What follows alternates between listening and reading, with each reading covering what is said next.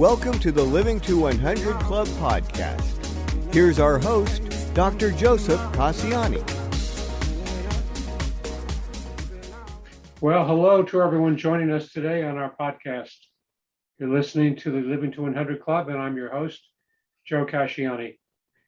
Before we introduce our guests, I'd like to remind everyone that I'm available for public speaking events, particularly to community organizations and senior groups. I'd love to talk to others about aging well and making it over those hurdles. There's an option on my website to book a call to discuss a presentation. I also offer one-on-one coaching for help bouncing back from struggles and setbacks. You can see this option as well on my website.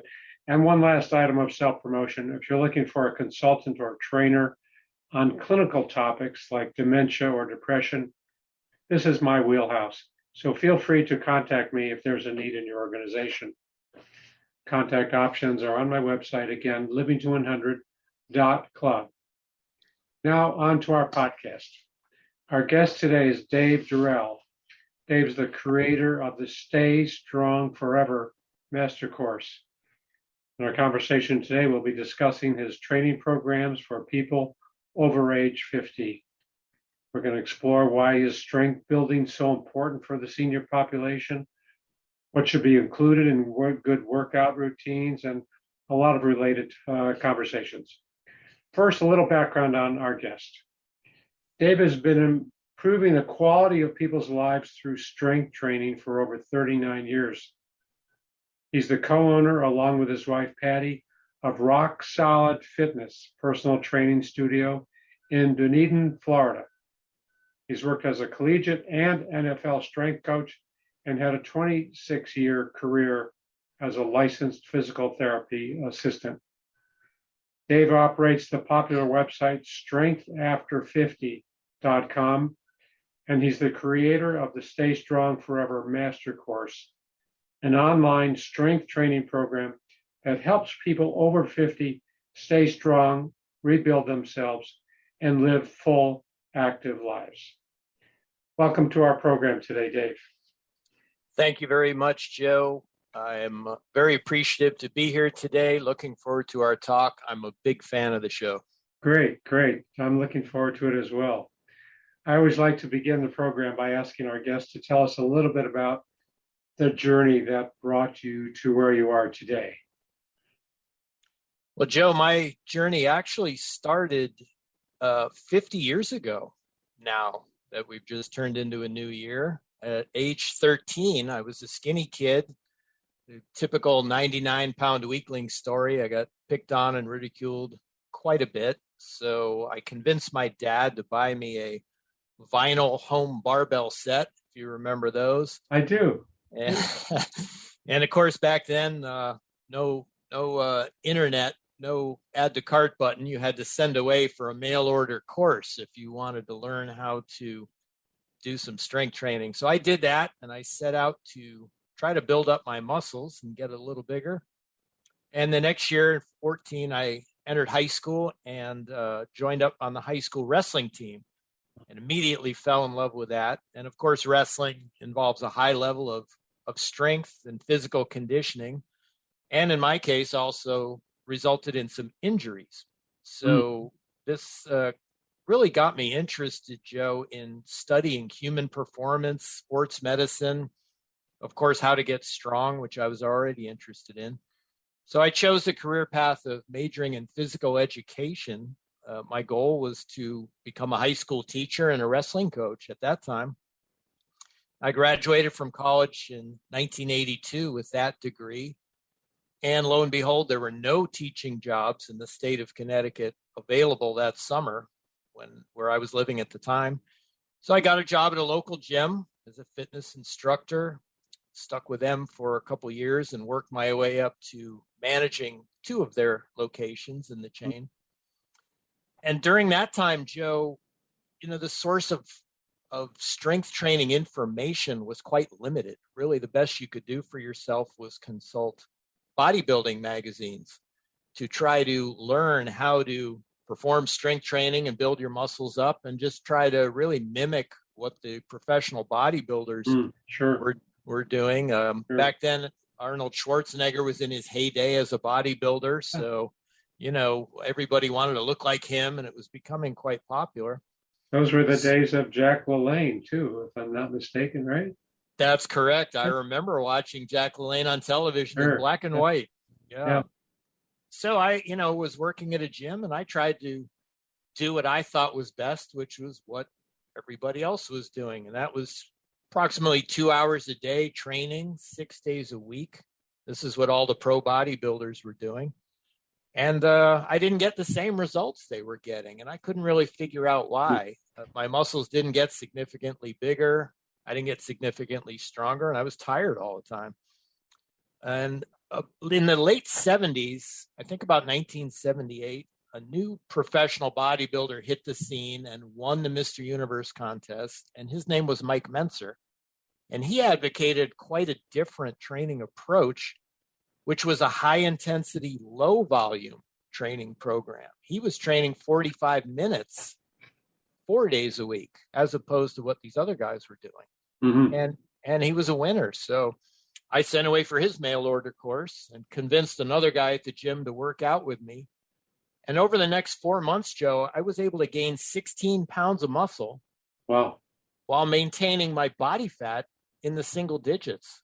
Wow. So it was really quite a transformation. And I was absolutely hooked, hook, line, and sinker on this new high intensity, low volume approach. So over the years, I continued to use that approach with myself. I started to use it with my fitness clients, continued to study the techniques and research and also refine those techniques, kind of turn it into my own system as I gained more and more experience. Mm-hmm. This was the high intensity interval training, Dave, or a variation of that? It was a variation of that. It was designed actually just for muscle building. So this was around the time, Joe, you might remember the Nautilus centers that came out in the 70s. And this was the premise behind Nautilus, that you do, one set per exercise and you do your whole body in the workout, train your whole body. And then you leave the gym and you don't come back for a couple of days and you allow it to recover and build itself up. Mm-hmm. And this professional bodybuilder that I learned about was very successful as a pro bodybuilder using this type of approach. And that's what initially attracted me to it. So, I stuck with that and I've used it myself now for 40 years and developed my own system for it, which we've used on our personal training clients. After several years in the gym business, jumping back now into the 90s, I decided to kind of branch out and move more into the medical field. So I decided in my 30s as a non-traditional student to return to school and study physical therapy. Sure. And get my physical therapy license, which I did. I got that in 1995 and moved from Connecticut to Florida, where I live now. And as an interesting side benefit of going to school for physical therapy, I met my wife in physical therapy school, who graciously moved to Florida with me. And we've been married almost 25 years now. So she's a physical therapist assistant as well. And now together we run our personal training studio, Rock Solid Fitness, which started out as just she and I starting a personal training, basically a side hustle. We were working full-time as physical therapist assistants in a well-known rehab clinic and working out at a gym. And we worked out a deal with the owner and started training people on the side in the evenings at that gym. And we got one client, then another client, then a couple more. Then we got a couple doctors, and they started referring people to us. And before you know it, we didn't really have time for physical therapy anymore. So we went into the personal training business, and in 2011, started Rock Solid Fitness, where we operate now. And we have a staff of trainers who work for us now, and we kind of direct them, and we devise the programs that are used, and we oversee the operation. I took an interesting sidestep also in the late 90s. I here in the Tampa Bay area where I live, I got an opportunity to volunteer with the Tampa Bay Buccaneers football team with their strength and conditioning staff. So I took that opportunity mainly as a learning experience at the time, but I quickly learned I really loved doing it. I loved working with the pro athletes in that setting. So at 40 years old, I set a goal to become an NFL strength and conditioning coach, which I was able to do. That's the perfect goal. Yeah, I went and for 1 year, I spent 1 year in Missouri as a graduate assistant strength coach to gain experience and got my master's degree in health fitness administration. And once I graduated, I got a job in the NFL, thankfully for my wife and I, with the Tampa Bay Buccaneers. So I didn't have to move. I did that for one season and then subsequently also worked with the Jacksonville Jaguars for 6 years in a part-time capacity.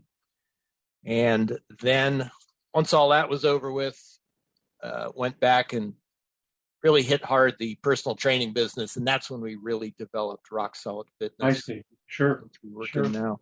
Mm-hmm. So tell us a little bit about the clients, all ages or more middle-aged than seniors, or what's the breakdown? We have clients of all ages, Joe. I think we've had clients as young as 9 years old. I think our youngest now is 13. She comes with her mom. But the majority of our clients are over 50.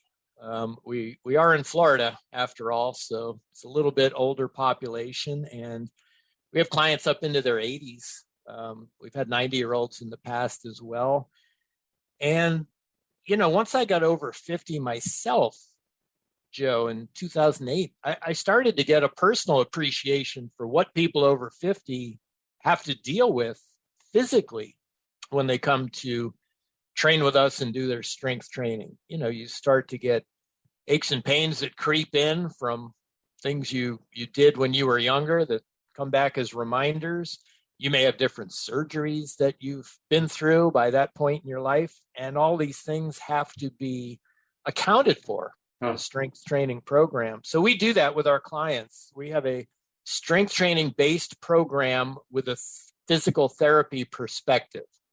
So our program is a combination of muscle building type movements, as well as what we call rebuilding exercises, which are kind of based on each client and what they happen to be going through injury-wise or post-surgery wise, or what have you, whatever limitations they're experiencing. So we train not only the big showy muscles of the body, but also the deep muscles of the body that you can't see, but are very important for holding the rest of your body together. So we work on things like rotator cuff strengthening in the shoulders, strengthening the small muscles in the neck and the lower back that support the spine, the intrinsic muscles in the hands for helping people with their grip if they may have arthritis or other conditions.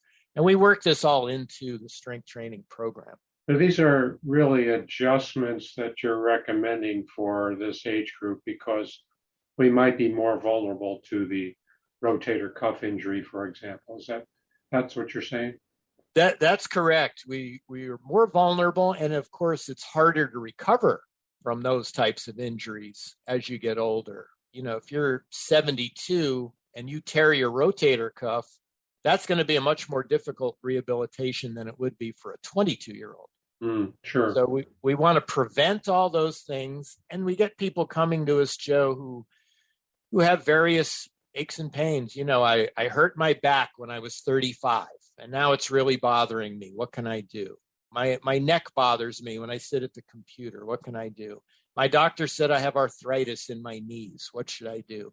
So we have to address all these things that you just don't see in younger people. Sure. They just don't come up. So yeah, that's really important, of course. Yeah. Yes. Well, let me ask you, Dave, before we get into, I want to explore the whole notion about adjustments for seniors and the importance of strength training. But before we do that, let me ask you about your experience as a physical therapist assistant. What 20 plus years, 25 years, you worked with a lot of clients, I'm sure.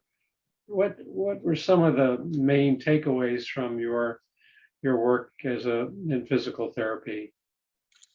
Well, I've worked over that period of time, Joe, with just about every type of patient in just about every setting. And one thing was consistent that's germane to our discussion today, and that is that the people that I worked with, the patients who needed rehabilitation for whatever reason, who came into that situation fairly fit, fairly strong, not overweight, due to a physically active lifestyle leading up to that point, invariably recovered better and progressed more easily in rehab than those who had led a more sedentary type of lifestyle leading into it.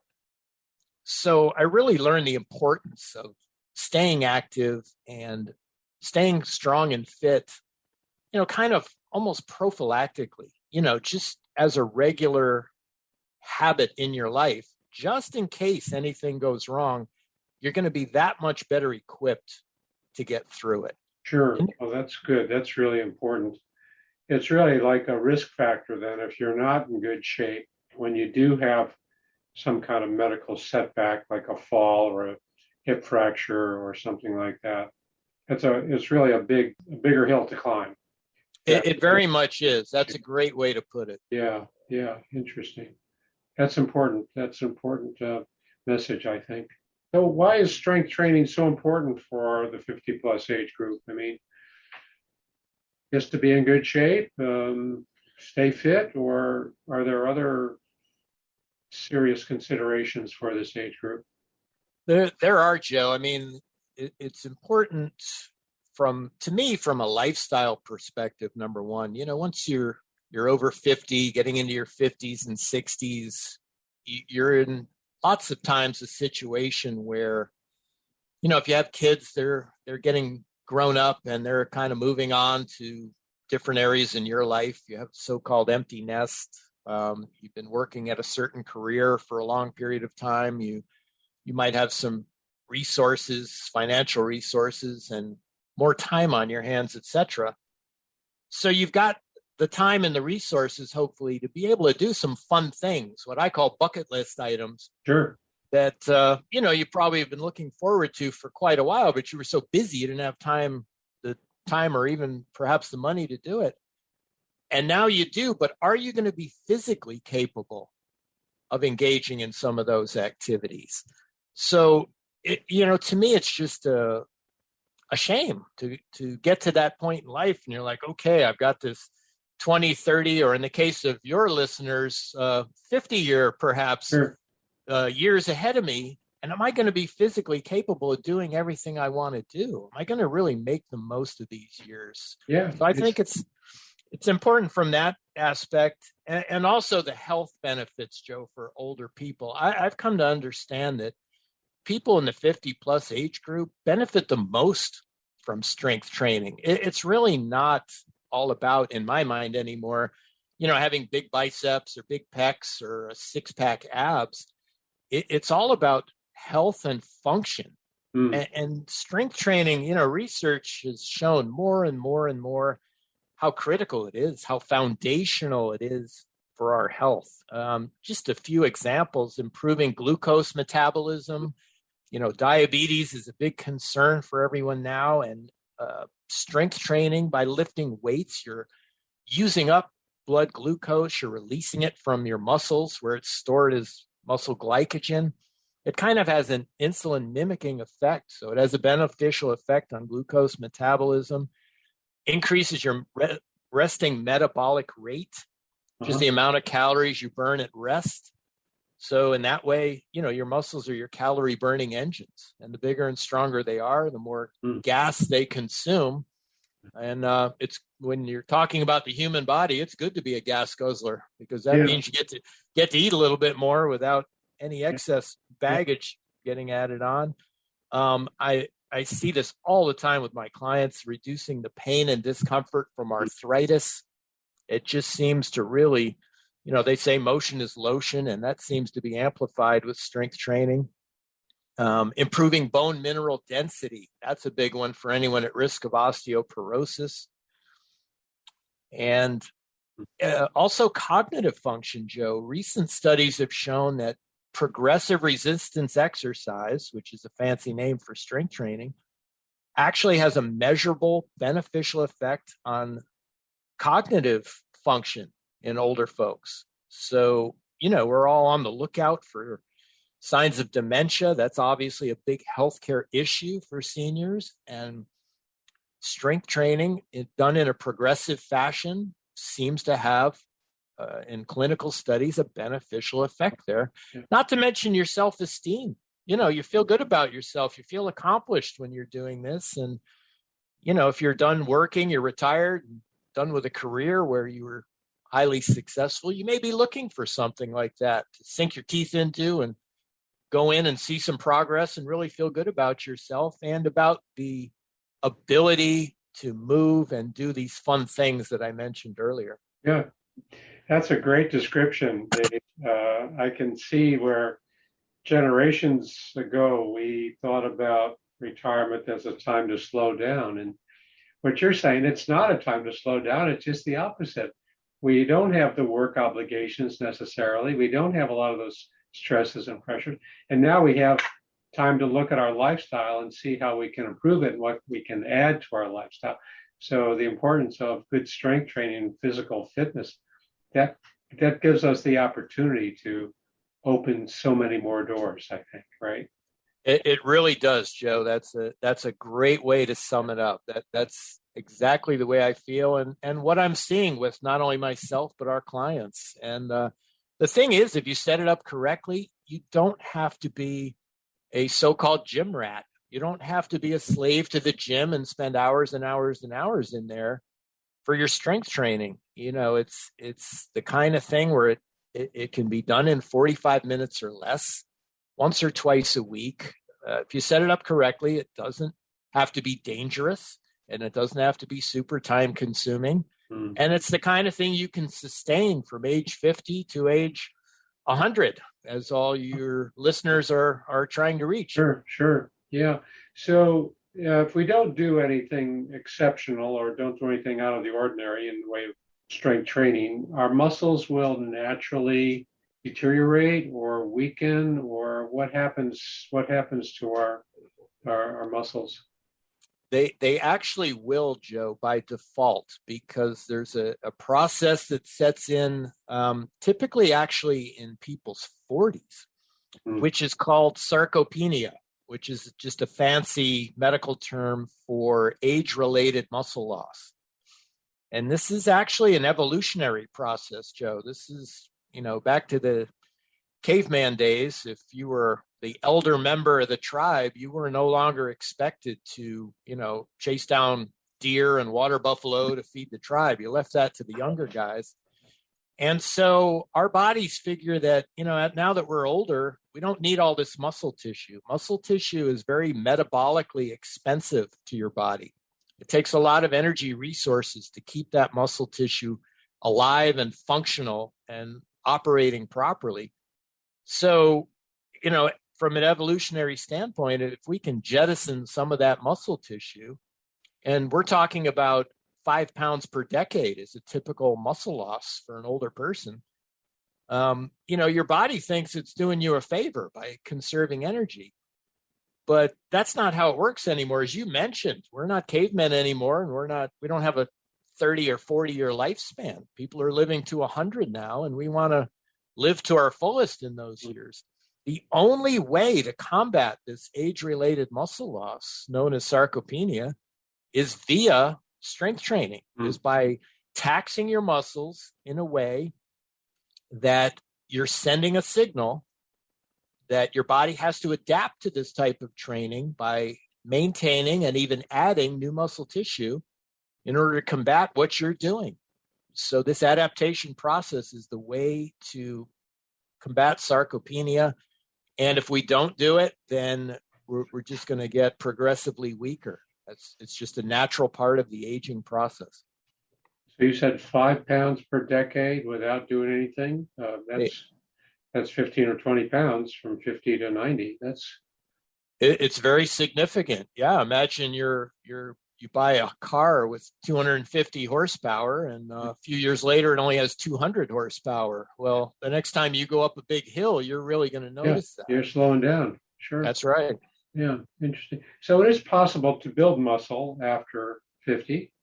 Can you tell us a little bit about the routine, or what goes into that kind of approach to build some muscle? It is possible to do, Joe. Now, we have to take a few things into consideration once we're over 50, some of which we've already mentioned, working around certain physical limitations, etc. Hormonally, we're a little different. I think we all realize that. So we may not build the Arnold Schwarzenegger physique that I referenced earlier, but the process, the physiological process of muscular hypertrophy, of building muscle, is the same for everybody at every age, whether male or female. So whether you're 80 or 18, the process is the same. If you tax your muscles sufficient to stimulate them to adapt to what you're doing, and then, this is critical, Joe, when you're over 50, you allow enough recovery time for those changes to take place, you can definitely build muscle. I see it every day of the week with our personal training clients. They typically add a few pounds of muscle and lose a few pounds of fat simultaneously. So it definitely is possible. But like I said, we have to take into consideration giving some extra recovery time and accounting for some different things that may be going on with us. And of course, have realistic expectations. But it's totally possible. So the recovery time is not because of age. The recovery time is needed at any age, what you're saying. The recovery time is needed at any age, Joe. I liken it to getting a suntan. That's an easy analogy for a lot of people to figure out. If you do something most people have a sense that when you're strength training, when you're trying to build up your muscles, the training has to be somewhat intense. If we use a ridiculous example, you're not going to build up your biceps by doing curls with pencils. Nobody would think that would work. The weights have to be taxing. And the more intense the activity is, which it needs to be intense to build muscle, the less amount of time you will be able to engage in that activity. In other words, Joe, intensity of effort and duration of effort are inversely proportional. So you need to do it. It needs to be a hard, intense workout. And if it's hard and intense, you won't be able to continue it for a long period of time, nor should you. You need to tax the muscle in the most efficient way and then allow it the time to, first of all, compensate for the exhaustive effects of the workout. In other words, recover the energy you used up during the workout. And then also allow enough time after that for overcompensation to take place in the form of new added muscle tissue. And that doesn't take 5 minutes. That takes a few days. Okay. There are some people, especially when they're younger, who can make good progress in spite of their efforts, in spite of the fact that they're working out every day due to favorable genetics, etc. But that's not the best way to go about it, and definitely not a good way to go about it for someone over 50. Okay. So how are you, I'm curious, Dave, how are you defining intensity here? Is this like the amount of weight that we're lifting with dumbbells or barbells, or what's intensity? Well, intensity is different for everyone, Joe, and it's a measure of effort. So the way I define intensity is it's the percentage of maximum momentary effort being exerted. So, for example, if I were to be performing a set of barbell curls for my biceps, if the listeners can envision that, and I grab a certain amount of weight on the barbell and I'm doing my curls in perfect form, really strict form, no throwing, no heaving, no anything. And I do 10 repetitions and then I attempt an 11th repetition. But no matter how hard I try, I cannot move that barbell on that 11th repetition. I'm just so fatigued that it just won't move. So no matter how hard you try, you can't do an 11th rep. So that's 100% intensity. That set of failure, 1 to 10 reps, what you did. once you perform that last possible rep, Joe, you've done everything possible that a human being can do to stimulate an increase in muscular strength. And once you do that rep, you don't have to do it again. So in our personal training practice and on my website, Strength After 50, and my courses, we advocate training at that level, and then you move on to the next exercise. This is how we're able to get a full body workout in 30 minutes. I see. Okay. Yeah, so it's those shorter intervals, really. Yeah. Exactly. It's the higher intensity. Now, it's done safely, of course. I don't want to scare anybody with all this talk about intensity. It's I advocate slow, controlled repetitions. We're not in a weightlifting contest here. It's just a slow, controlled movement. You're just trying to fatigue that muscle, and the weight is only significant to you personally compared to how much you did last time. Okay. So as we say in our facility, we prepare, we don't compare. So if Joe can lift, 400 pounds on the leg press and I do 300, big deal. Doesn't matter. Yeah. I'm just trying to get to 305. We're comparing ourselves to where we were last week or yesterday. Yeah. Exactly. Yeah, that's important. Sure. So someone coming into your fitness studio, they might be there an hour or less. Okay. They're there less. In our fitness studio, they're actually there 30 minutes. Yeah. How many times a week? 2 times a week, sometimes 1 time a week. And my online clients, it's 45 minutes, but since I'm not right there with them, I have them warm up first, perform a specific warm up, and then do a little stretching primarily for their shoulders and hips afterwards. So that one's 45 minutes, but the strength training portion's about 30. Yeah, great.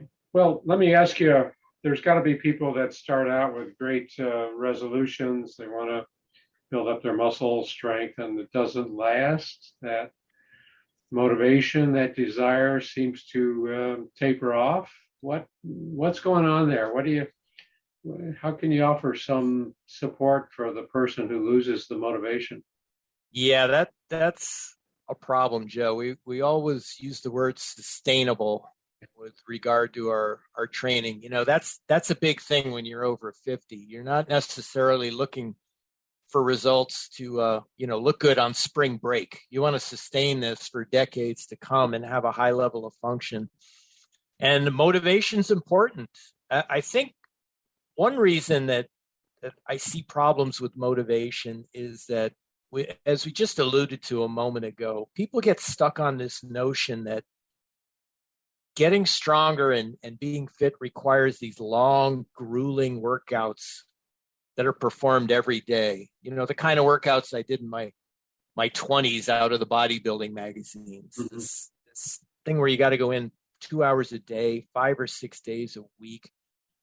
And if you have to do that, it's really difficult to maintain motivation for that type of training, as opposed to if you're on a 30-minute once or twice a week program. It's like, all right, I really don't feel like going today, but what the heck? It's only 30 minutes. I'm sure I can get through it. And once you get there, once you start, if you're at home, you get into it, and then you're okay. It's a lot easier to motivate yourself for 30 minutes than it is for hours and hours. Yeah, that's true. Another big factor, Joe, I find is exercise selection. So there are, not all strength training exercises are created equal. Some require a high level of athletic ability. Some carry a high risk of injury, such as, explosive weightlifting type movements that you might see in the Olympics or on different events on television. Anything where balance is required, where you're throwing things or tossing things or this type of thing, that's very difficult to sustain.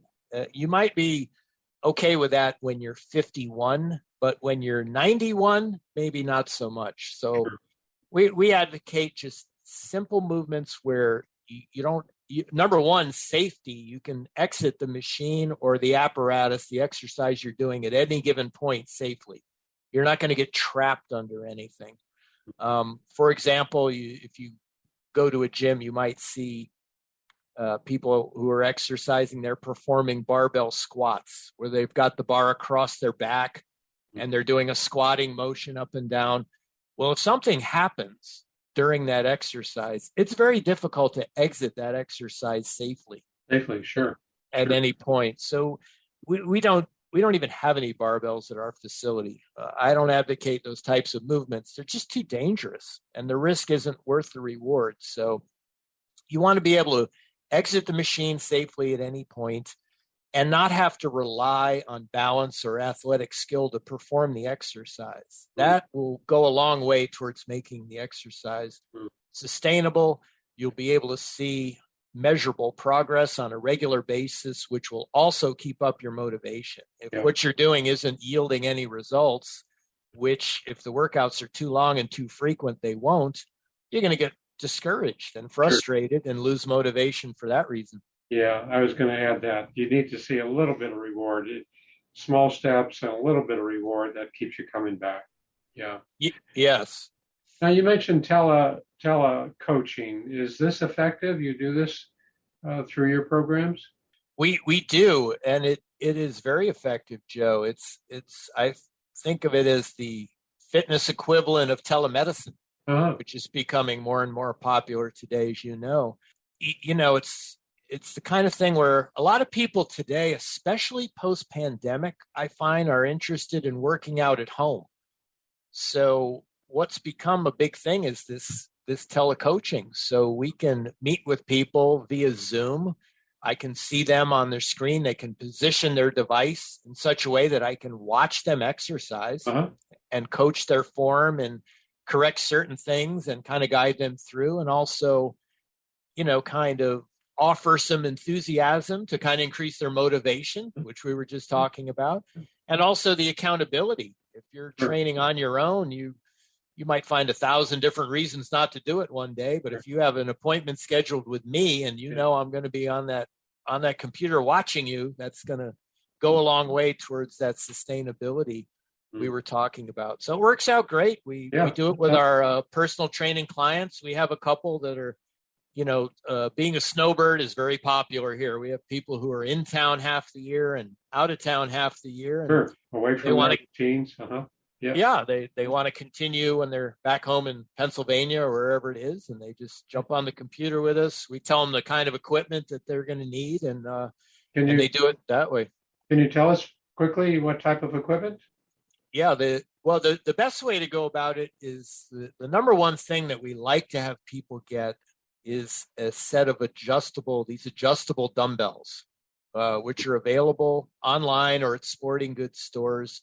It's where you have one pair of dumbbells, but on that same handle that the dumbbell is on, you can alter the weight and change it from, let's say, 5 pounds all the way up to 50 pounds in many cases. And that way you have only one set of dumbbells taking up room in your home, but you can perform a huge variety of exercises. And most importantly, you can progress the weight. If you only have one set of 15-pound dumbbells, you can never progress. And that type of routine, I am sorry to say, but despite what you may have heard elsewhere, that's not going to get you stronger.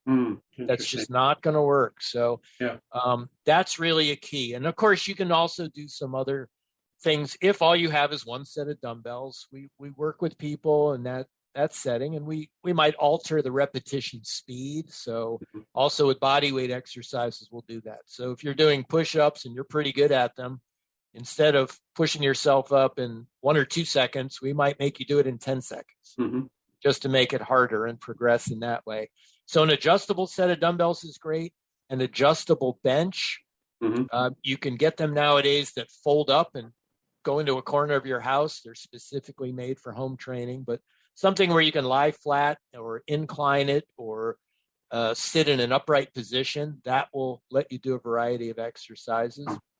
And to that, we add a doorway chinning bar, and we add a physio ball, also known as a Swiss ball sometimes, those big balls that blow up. And we have people perform exercises utilizing those. Mm-hmm. So, and also once in a while, we're not crazy about exercise bands, but they do provide some resistance. So we work with some people who have those. And if you have all the different colors, then you can progress yourself. So those work out pretty well too. But that's the key, is finding a way to generate the intensity that we spoke about. So your body has to adapt and get stronger, and a way to progress it so that you can build up. Once you adapt to one level, you can move on to the next level. And if you have those items, that's kind of the bare minimum to be able to do that.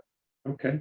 So you have the availability on your website for people to go and have a chat with you and sign up for some telecoaching. And what's your website? The website is strengthafter50.com, Joe, and it's something that I created to kind of bring this message that we've been talking about, the importance of strength training for people over 50, and offer them a safe, sustainable, time-efficient way to perform it. I wanted to kind of bring that not only to people in Dunedin, Florida, as we're doing in our personal training studio, but all over the world. And it's been quite popular so far. And I have online courses there, the self-study courses, where they can learn how to perform the program that I advocate. And they also have the option to connect with me via telecoaching, as you mentioned. Both options are available. Great. Well, we hope we get some listeners to track you down and maybe take you up on some of these programs. That'd be great. Yeah.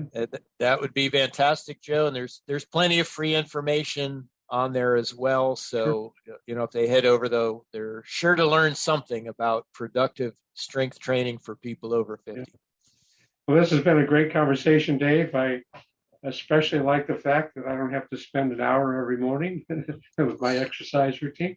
That's very encouraging. I like the sound of that. Yeah. Well, I want you to stay active now, Joe. That's just for the strength training. So when you're not doing that, you still got to get out there and move around. Yeah. No, I'm out there every morning. Great. So it looks like we're out of time. But before we wrap up, Dave, I just want to remind our listeners about a co-sponsor for our program, A Mighty Good Time. Are you looking for ways to engage and stay active? Check out amightygoodtime.com. It's a one-stop shop for events and activities for those 50 and over. It's free to search and it's free to post, amightygoodtime.com. And be sure to visit the Living to 100 Club website to sign up for our weekly podcast announcements and monthly newsletters. And while you're there, be sure to download a free copy of my 9 tips for living longer. Lastly, pick up a copy of my book, Living Longer is the New Normal. It's all about maintaining a positive mindset in all we do. You'll find it on Amazon as an ebook or a hard copy. So we've been talking today with Dave Durrell. Dave, for those who might want to contact you, what's the best way for them to do that? Sure, they can visit me at my website, strengthafter50.com. Anyone who leaves a comment on the website, I read and respond to every single one. And they can also connect with me via Facebook, Twitter, or LinkedIn. Great. Well, thanks again. And thanks to everyone for tuning in. Hope to see you next time.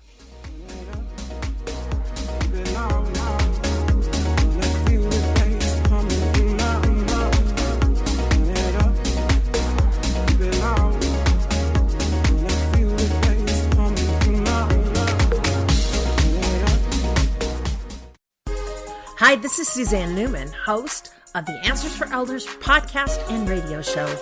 We are the North Star that guides you through the complicated journey of senior care with trusted experts in money, law, living solutions, and more. So join us on this station, your favorite podcast channel, or just go to answersforelders.com. Meet the Wayshowers who will help your journey go a lot easier.